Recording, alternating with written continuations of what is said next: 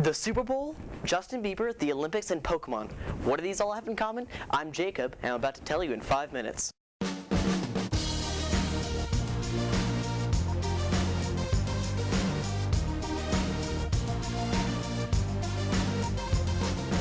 The Super Bowl. Some of you like it, most of you don't. But here are a few stories that you know you'll cringe at. In an attempt to bandwagon on the Super Bowl, people have come up with the idea of the Puppy Bowl. This is where a bunch of little dogs, puppies, get together and play football. Albeit to be pretty adorable, there's no need for it. You want to know why your car prices are so high? It's because car makers are spending $100 million on the Super Bowl. Isn't that lovely? Most people already know what car they're going to buy, so going and watching the Super Bowl and seeing a car commercial there isn't going to help. But apparently, car makers think it will.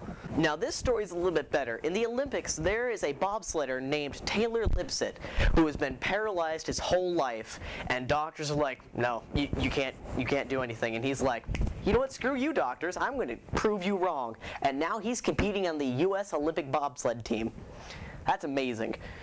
One kid writes to Santa and asked him for advice on how to make Pokemon real. Now this is really adorable and really depressing at the same time. It's really adorable because the kid's only 10 years old and he actually believes that Santa might give him a way to have Pokemon to be real, since he realized that they're not real. The depressing part is the dad is going to have to explain that Santa isn't real and the kid's going to be double depressed. Now for some unrelated news. Tracy McGrady, an NBA star who you've all probably heard about, but I haven't, so I don't watch NBA, is considering becoming a baseball star, kind of like Michael Jordan. Let's hope he doesn't do the Michael Jordan retire, unretire, retire, unretire, retire, unretire. You probably have all heard this, but Facebook has turned 10. You know what that means? That means it's been a whole decade of wasting your life. Brenton Hayden, a 27-year-old millionaire, has retired at 27.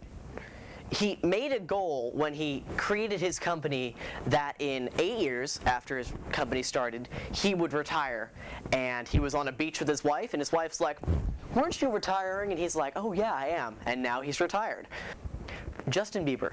Unless you've lived under a rock for 8 years, you probably know about him. You should know that the petition for his deportation has reached 104,000 signatures, enough for the White House to legally have to consider deporting him. It's funny how the United States and Canada are bickering about who wants Justin Bieber because neither of them do. And that's your weekly news in 5 minutes.